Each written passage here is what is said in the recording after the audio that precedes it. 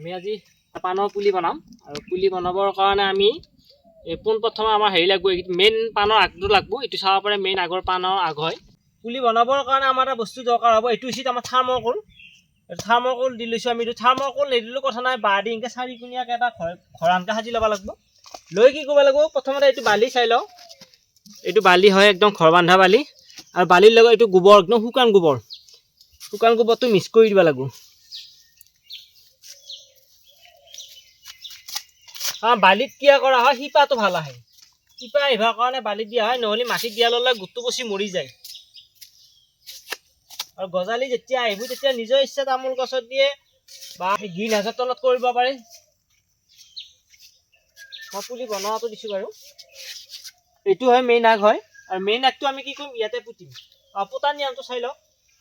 এইটো বহুত দীঘল হৈ আছে যিহেতু কাটি দিলে হ'ল ইমান দীঘল দৰকাৰ নাই এইখিনি দৰকাৰ এইখিনি পৰা শিপা আছে কাৰণে এইখিনি পৰা আমি পুতি দিছোঁ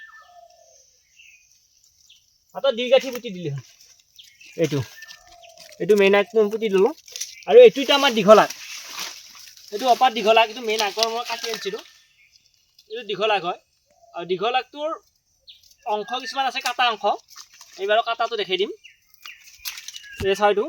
ধুনীয়া সুন্দৰ আগ হয় আৰু ইয়াৰে যিটো এইটো 2 গাঁঠি এইটো ইমান 2 গাঁঠি বা 1 গাঁঠি ৰাখিলে হ'ল 1 গাঁঠি ৰাখি এটা আঠি এই আংঠিটো পুতি দিলে হ'ল যিটো আমাৰ শিপা আছে শিপা পুতি দিলে হ'ল এইটো এই চাওক মইতো আৰু কাটি দেখাইছোঁ 2 গাঁঠি দুটা হেৰি ৰাখিবি এইখন শিপা আহাই বস্তু এই দুটা ৰাখি দিবি এই দুটা আৰু এইটো পুতি দিলে হ'ল এইটো ইয়াৰ পে পোখা আহিব পোখা অহা ল'লে পানৰ গাছ হ'ব ইমান দীঘলকৈ পুতিব নালাগে এই চাওক মই পুতি আছোঁ বাৰু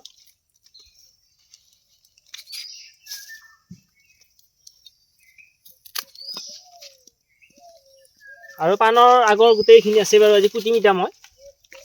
আৰু মোৰ আগৰ পুতি থৈ দিয়া মই শিপা দেখাইছোঁ এই চাওক মই দেখাই আছোঁ এইবিলাক মই পুতি থৈছোঁ এইবিলাক পুতি থৈছোঁ আৰু এইবিলাক পুতি থৈছোঁ মই বালিত আৰু বালিত পুতি থৈ দিয়া মই এটা বাৰু মই উঘলি দেখাইছোঁ বাৰু শিপা আহে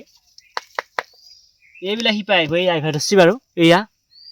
আহিবা ধৰিছি আৰু কেইদিনমান লাগব ইয়াৰ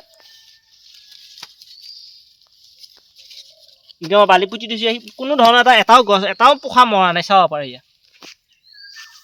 আৰু তাৰপৰা মই পুলি বনাইছোঁ পুলি বনাইছোঁ